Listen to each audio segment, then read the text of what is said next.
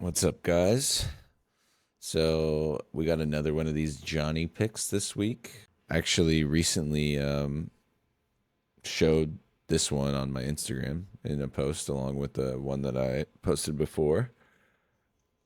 And yeah, I recorded it, so I'm gonna go into how I made it a little bit. It's like kind of like another one of those multiple exposure type of picks where you like layer the different images together on a tripod and mask them in.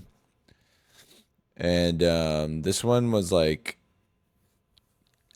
pretty straightforward at first, but I ended up changing the direction that I was going in when I was trying to figure out what to do with him. Like, put him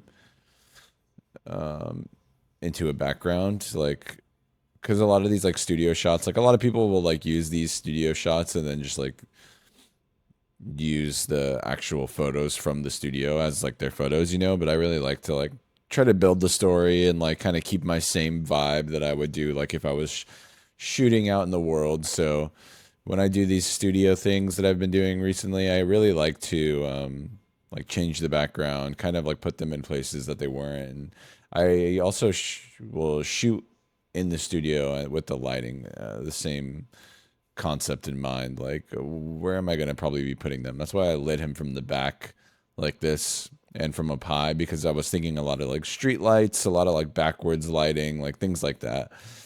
Um, but yeah, so here we got all our images loaded in to Photoshop. We just open as layers from Lightroom into Photoshop. And then we're just going to start going through this and start masking out piece by piece. So the way that I really like to do this now is kind of how I did at the beginning there was I'll get my main image of like say him in the front here with his hands on his belt. I'll cut that out with like select subject and then I'll put that on the very top. So it's like the cutout of like the main image just on top of everything. And then as I'll go through each one, I'll be able to just kind of mask them out like a lot easier, just like the little parts that are like showing, rather than having to like work around each little angle. They're all behind the main image. So it's like as soon as I just select and mask it, I can just cut out all these little parts like I'm doing right here. I can just cut out that extra piece of the hat. Anything that I don't want to be showing, I can just mask out super easy just because it's hidden behind him. It just makes the whole workflow a lot like more simple, I would say, but you have to kind of be doing it on a tripod. Or if you have like a nice background that's if you're shooting this outside without a tripod or something, and I would do the auto align layers on Photoshop, that sometimes will get it pretty good. But it depends on the actual subject that you're shooting because like certain backgrounds might warp the image a little bit too much, or like if your subject was moving too much, then certain body parts are going to be showing that you didn't want to be showing. So I think a lot of the time it's better to shoot on a tripod and kind of have an idea of like what the main body is in the front that you're going to be working with. Yeah, so then I'm just gonna be going through these here, and I like I've done before too. I kind of just like to see which ones work best as I go through because I like there to be some distance in between the limbs, and some of them that are too close, I think it just gets a little too crowded, when you do that. But yeah, so I'll find the ones that I think are good distance, and then I'll just select subject on that layer specifically that I want to mask out. And when I hit the mask, I can just cut out all those other pieces, like I said.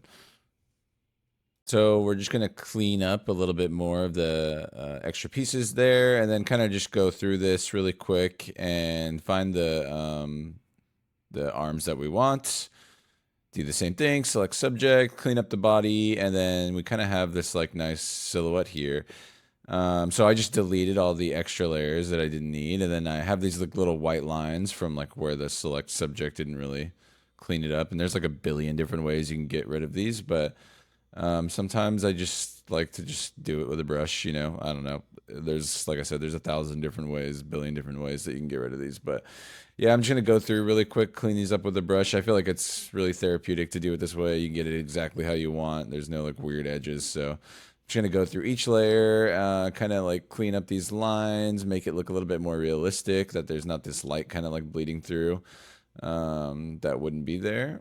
And then yeah, we can move on to like cutting him out and kind of trying to figure out like where I want to put him, you know, because like I said, I kind of struggled with this a little bit, trying to figure out where I was going to put him. So I ended up like grabbing a bunch of different images from photos I shot on my phone in different places, and was trying out some different things. And I went with this one with the windows here because I thought that it would be kind of cool and creepy. And we just did some work like getting rid of some of these objects here in the middle, with some cloning and just cleaning up some of these distractions. And yeah, I really I tried to make this work, but I ended up not really loving the way it came out. So I kind of ended up ditching the idea here in a second, but I wanted to leave it in just because it's like a good way to show process. I feel like a lot of Photoshop and just doing things like this in general.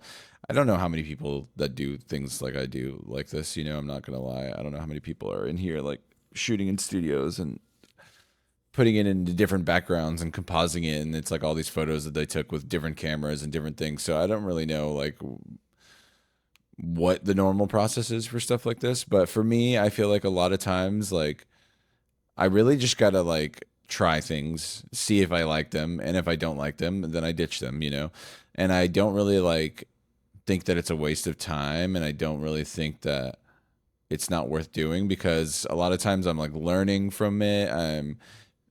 I'm learning a lot in general of just about workflow and how I like to find things, you know, and if I end up liking them or not. And honestly, looking back at this, it doesn't even look too bad. It looks kind of cool. I just didn't really like feel the right emotion, I guess, that I was going for, with like the vibe of all these pictures. Um and you know, that's all right. I ended up with something that I really liked, and but honestly, this wasn't too bad now that I look back at it. I was not really happy with it when I was working on it, but I ended up going with this picture right here, that I took with my phone just on a walk to the movie theater one night, which I've been doing a lot because I really like these like really shitty phone backgrounds, or not backgrounds, but these shitty like phone pics. I mentioned before I use the app Halid, and it takes raw images. It looks super good. It gets rid of all that AI like shit that the iPhone does. So I've been taking a lot of pictures with this, just randomly walking around because they say the best camera is the one that you have with you, you know. And a lot of times I don't want to walk around LA at night with my fucking expensive ass camera setup. So I've been taking a lot of these like nighttime street pics when I go on these little walks with my phone, and actually end up really liking the vibe because it's like the emotion I'm going for is like you've seen this like on a walk, you know, at night, and it's like you wouldn't have like this professional ass camera really when you're like seeing things like this. So I really like the like vibe of like this shitty phone background, and then like I can get this nice HD like professional subject and really like fuck it up to the point where it like looks like a shitty like phone pic, you know, but like the detail is always there for me to work with rather than like actually shooting it on a phone and not having the detail there. So yeah, we got this background here that I shot, and now what it really comes down to is just matching and making it work. And yeah, we're just gonna like match some of this like bright light from the back, which we already have like from the spotlight, which was like exactly what I had in mind, you know, when I was shooting in the studio, was just this bright light from the back here, so it looks really good already. Just gonna like boost the exposure on it a little bit, make it a little white instead of yellow, and then just work on a little bit of shadow work here. The hardest thing to do, of course. I like to always paint a little bit because I feel like painting is really nice just for like the areas that might be a little hard to make work. But I do always like to like do this little where you kind of like select the subject, add some black to it, and then work with that because then it's like a direct like representation of the shadow. You know, you flip it around and you have this like actual like image to work with rather than just like brushes.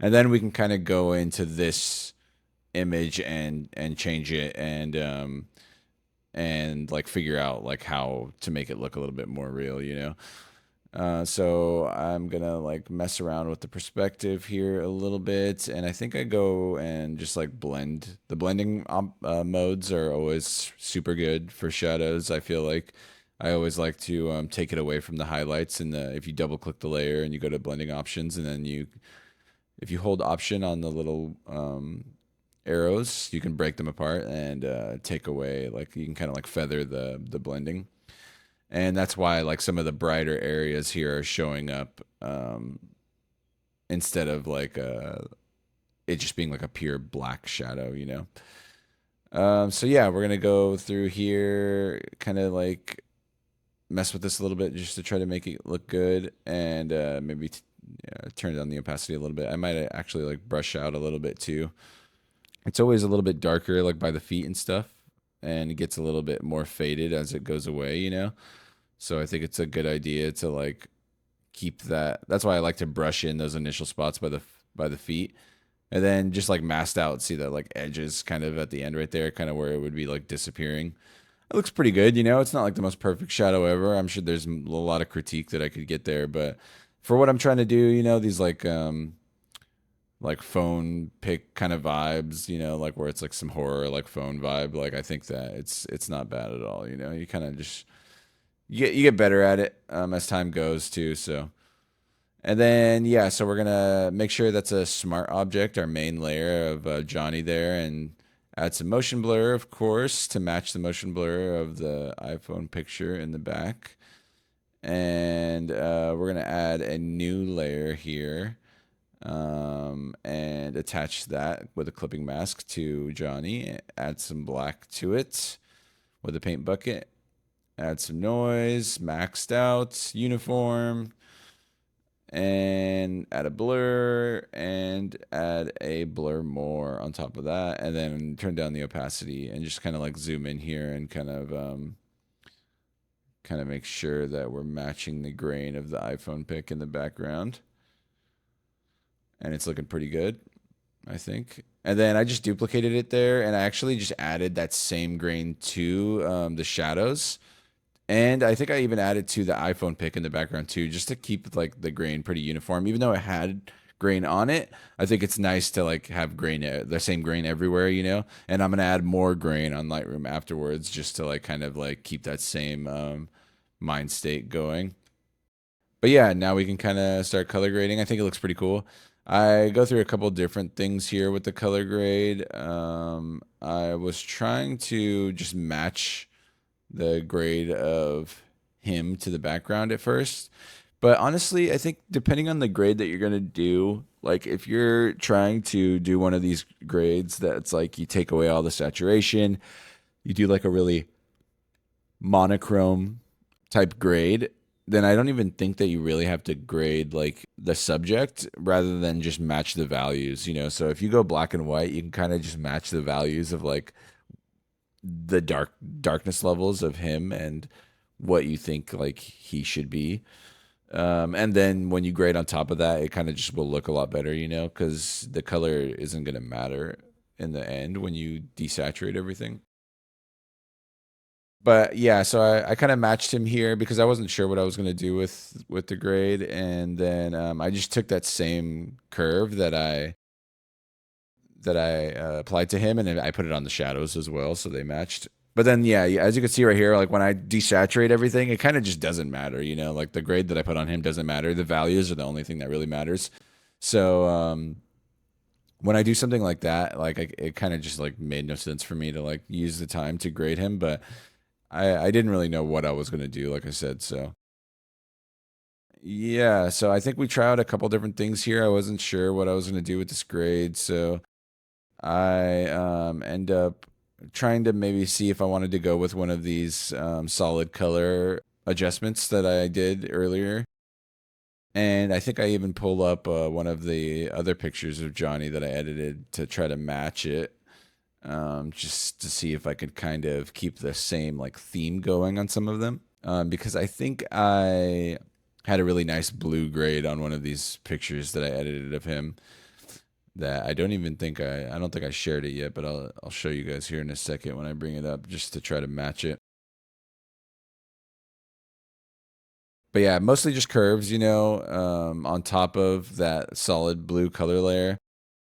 And with that blue, like I showed before, all I really did with that solid color layer is you put it in and then you double click on the layer and go to blending options and you take it away from the shadows just to kind of get it only on this like duotone on the highlights kind of vibe. And there you could see that was that like Johnny pick that I brought up right there just to try to put it on my second monitor and match it a little bit. In the future, maybe I'll leave them on the main monitor. That way we can see them in the video. Like if I do something like that, like a reference image, I didn't really think about that, and that would be a really good thing to do. That way you guys can see what I'm actually referencing. I'm always just like, especially with these where I'm like voicing it over, I'm just naturally editing the way I would. But if I'm recording, I need to think about it a way that like obviously people could be watching. So yeah, this blue is looking pretty cool. Honestly, I kind of like it, but I end up not going with it, as you could tell from the final image that I shared.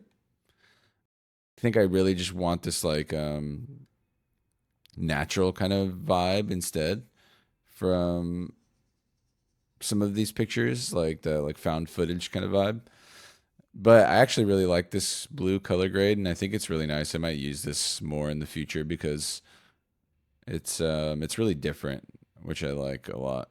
I don't really see much like this. But yeah, so I had that hue saturation that I put on that took everything down, like, took away all the saturation from everything.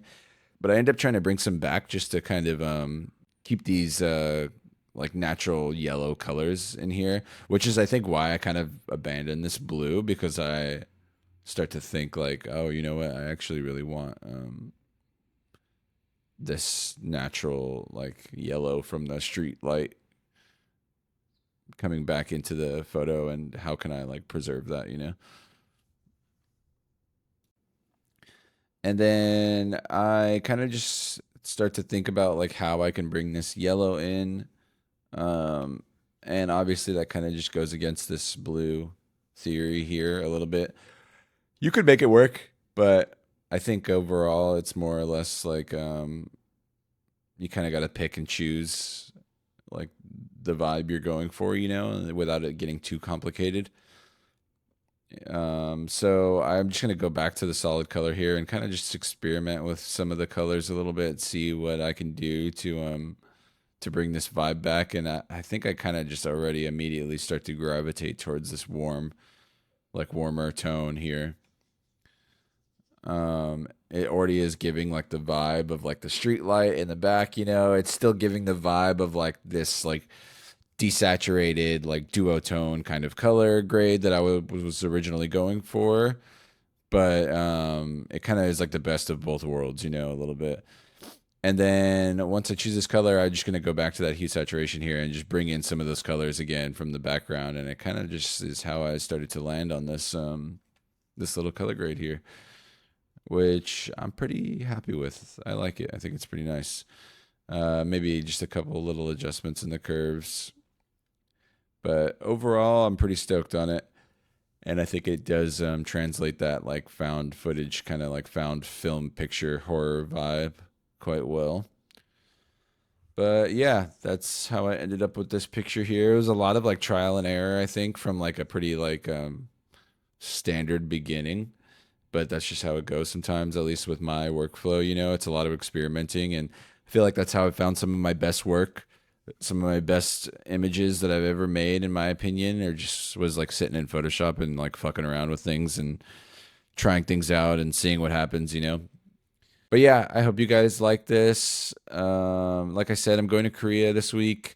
I'm gonna try to get out one more video for sure before I leave. I leave on Thursday, so it might be like a little bit earlier video. And then maybe try to figure out what I can do for you guys while I'm gone.